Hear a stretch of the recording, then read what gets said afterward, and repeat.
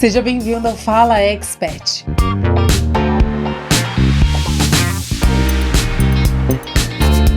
Hoje eu tô com essa mulher maravilhosa, impressionante. Eu vou ler o currículo dela só para vocês entenderem a força desse perfil aqui. Vamos lá. Tatiana Queiroz, delegada da Polícia Civil, especialista no combate à violência contra a mulher.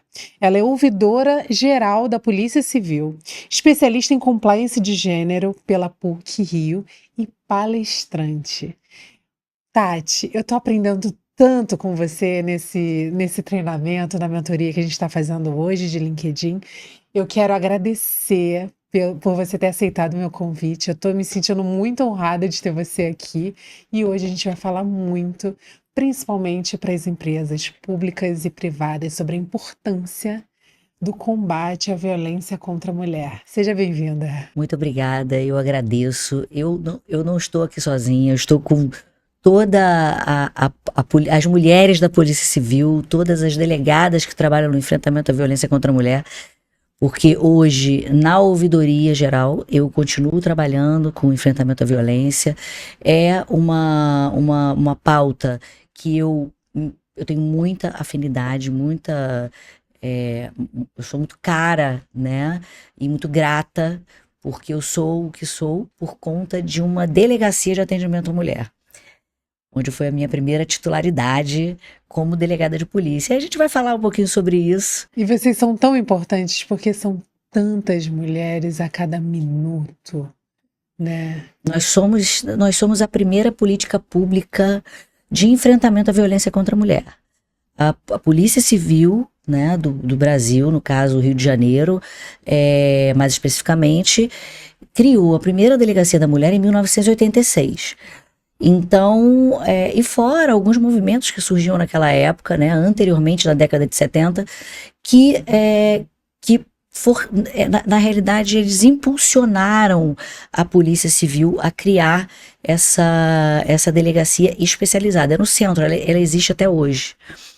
Mas depois foi criado o departamento, a divisão de atendimento à mulher, e hoje são 14 delegacias. Mas todas as delegacias do Rio trabalham com violência contra a mulher. Então, qualquer mulher que se sinta violentada, ela deve procurar uma delegacia de polícia do seu município, da sua área.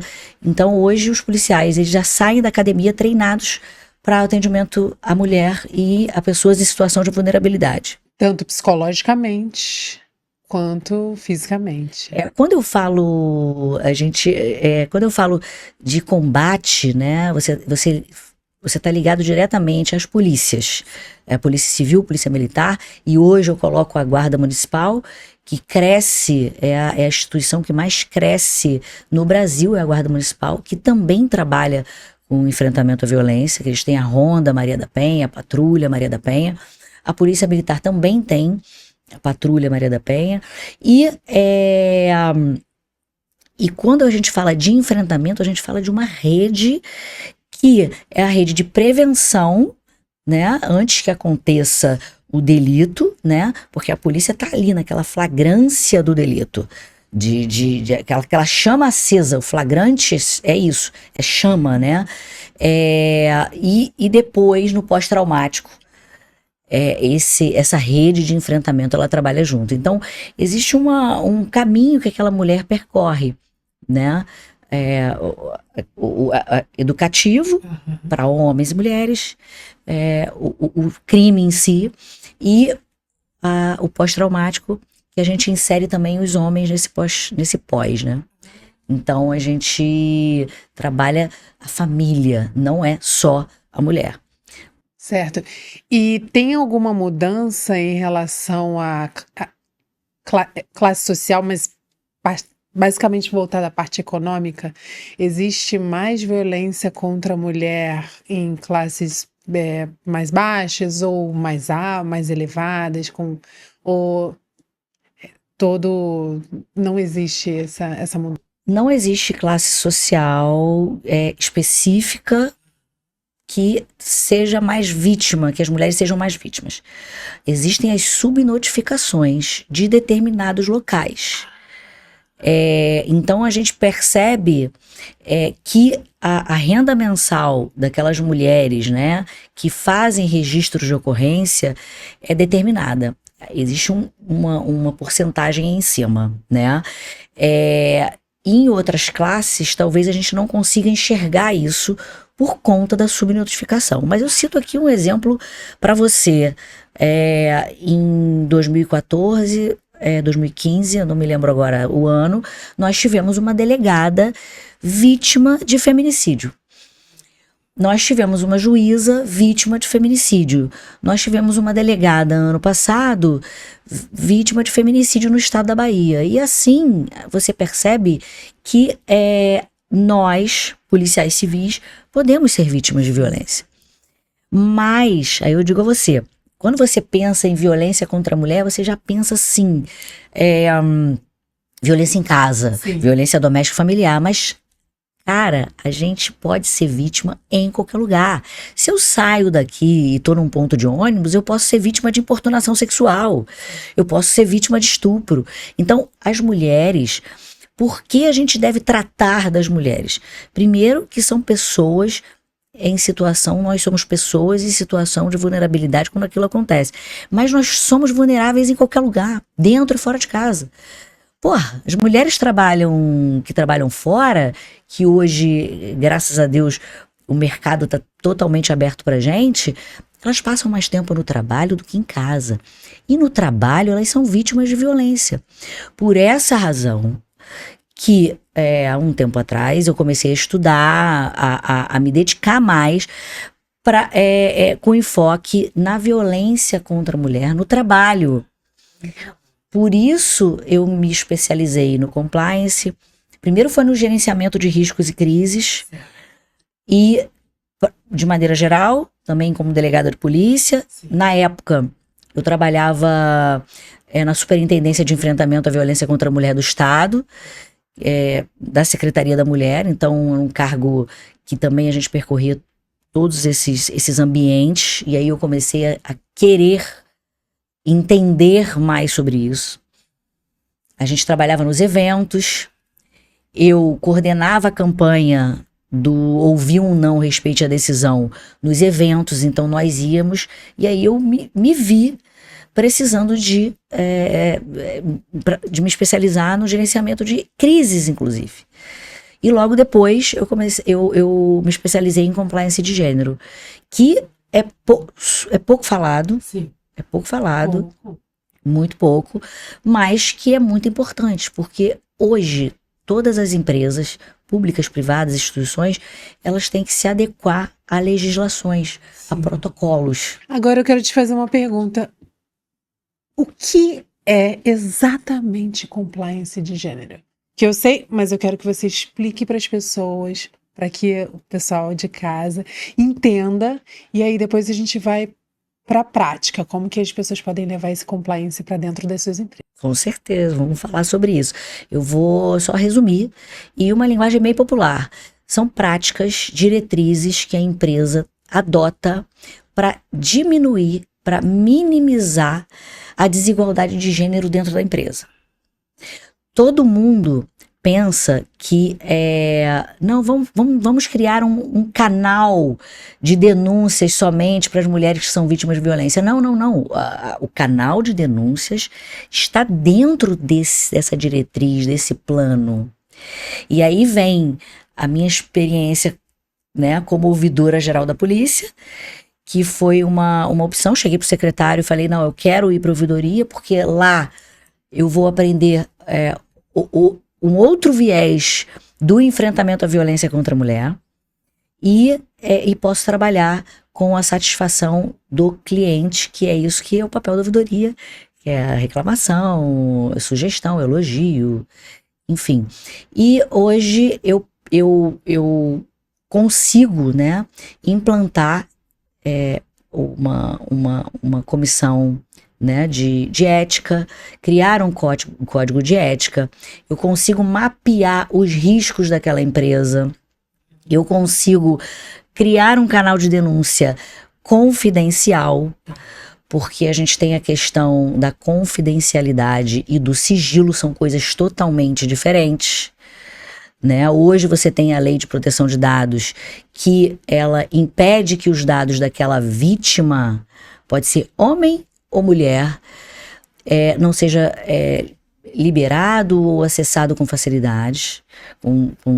Existem verificações antes e pessoas próprias para acessar aquele sistema com senha, com biometria, e independente da segurança cibernética que aquela empresa adota, né? E as mulheres não precisam ter medo, nem os homens, tá? Não precisam ter medo, porque no processo penal, porque quando acontece um crime no trabalho, existem reflexos nas leis trabalhistas, no processo penal. E aí, no processo penal, eu posso ter o sigilo daquele caso, que é diferente da confidencialidade. Então, eu gosto de até mencionar isso. Então, e a empresa tem, ela pode criar de acordo com o seu porte e de acordo com as possibilidades da empresa também, um canal de atendimento a essas mulheres.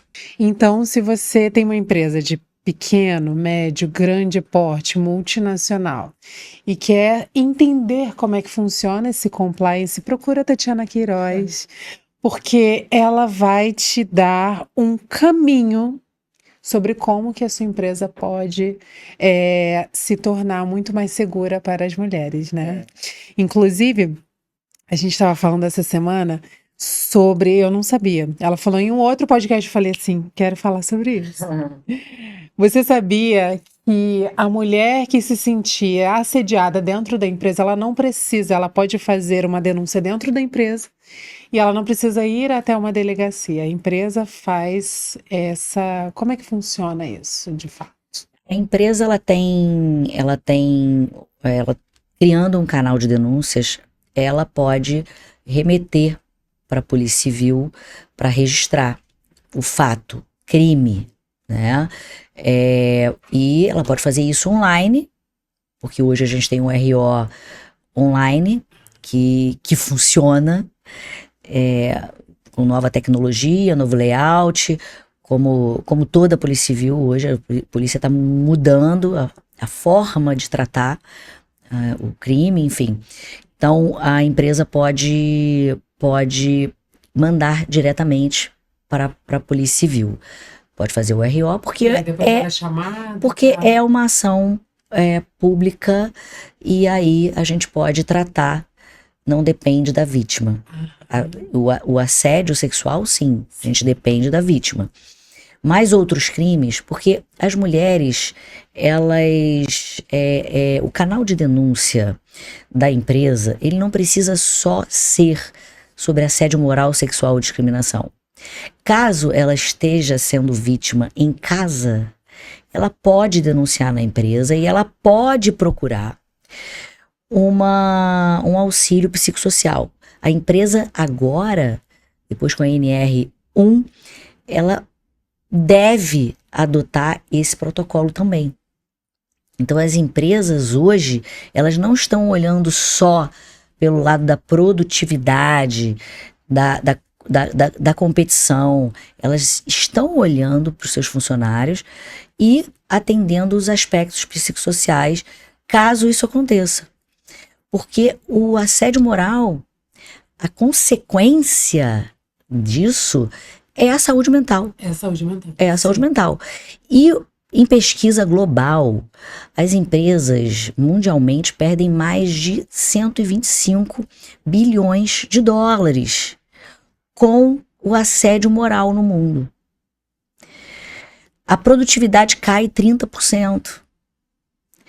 Então, uma mulher, né, uma pessoa, vamos colocar assim, uma pessoa que sabe que a sua empresa, ela tem um canal de denúncia seguro, ela tem um processo apuratório seguro, e ela tem essa parceria com a Polícia Civil, ela, as mulheres, as pessoas vão trabalhar com muito mais segurança. Sim. E a empresa não perde. O que algumas empresas já estão criando salas específicas, salas de amamentação, salas de convívio. Então, isso, todo mundo acha que o assédio moral é aquele bullying, aquela perseguição e tal. Não. Carga excessiva de trabalho. Sim. Aquela mensagem de WhatsApp 9 horas da noite. 9 horas da noite. Sábado. Eu era uma abusadora.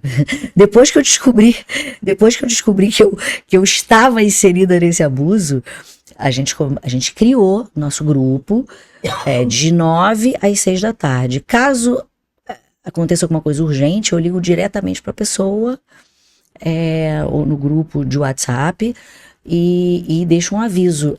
É para amanhã, não é para nada, não é para agora. É porque você escreve, porque você lembra e você escreve. Mas aquilo já deixa o servidor, o funcionário, agoniado para resolver, né? Ainda mais o servidor, o funcionário, né? O colaborador, comprometido com a empresa. É verdade. Então, é uma forma, né, de minimizar os danos. Então, a empresa que adota essa política minimiza os danos futuros até de indenização. Ótimo. E tem alguma forma de...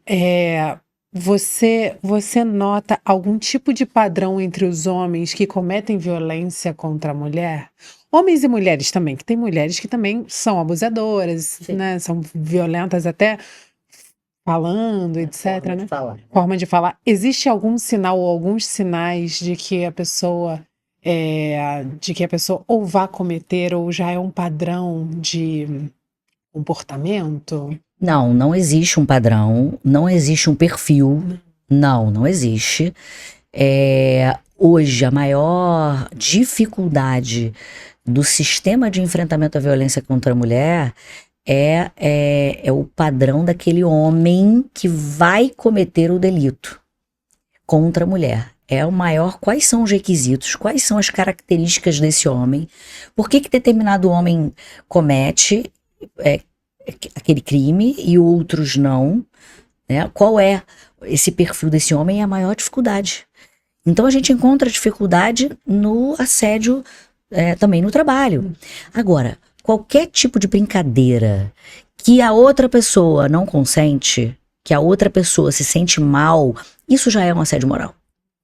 Isso já é uma invasão de privacidade. Aquele cara ou aquela mulher que fica falando aquelas brincadeirinhas sem graças ou apelidinhos, né? Porque tem isso. E, se a pessoa gosta, ok, legal, alguns apelidos caem bem, né? E tem pessoas que levam apelidos até pro resto da vida, né? Todo mundo conhece. E aí não liga, né? Agora, quando ela fala, cara, não gostei disso, ou como é que é, ou aquele clima, fica aquele clima ruim, é um assédio moral. É um assédio moral. Agora, e a gente também encontra, dentro das instituições de segurança pública, a questão da obediência hierárquica e do assédio moral. Até quando, qual é o limite disso? Né? Qual é o limite disso? Aquelas escalas, porque nós somos escalados para as operações. E muitas vezes o servidor, eu digo porque eu me incluía e me incluo nisso, me coloca nessa escala de operação, me coloca aqui. Até que ponto isso é bom ou não para o servidor policial, né? E até que ponto aquilo vai se refletir lá na frente numa saúde mental. Na saúde mental daquele servidor ou daquela servidora. Então, hoje a gente é uma gama, né, de situações e a gente tem que trabalhar caso a caso. Então, quando chega lá na ouvidoria, a gente tem que trabalhar caso a caso. Uma outra pergunta que eu tenho você dá palestra em empresas falando sobre combate à violência contra a mulher e eu quero saber uma curiosidade. Uma curiosidade. No final de alguma palestra, alguém já chegou para você e falou assim, doutora, delegada, eu queria fazer uma queixa ou fazer uma denúncia? Já aconteceu isso? Direto.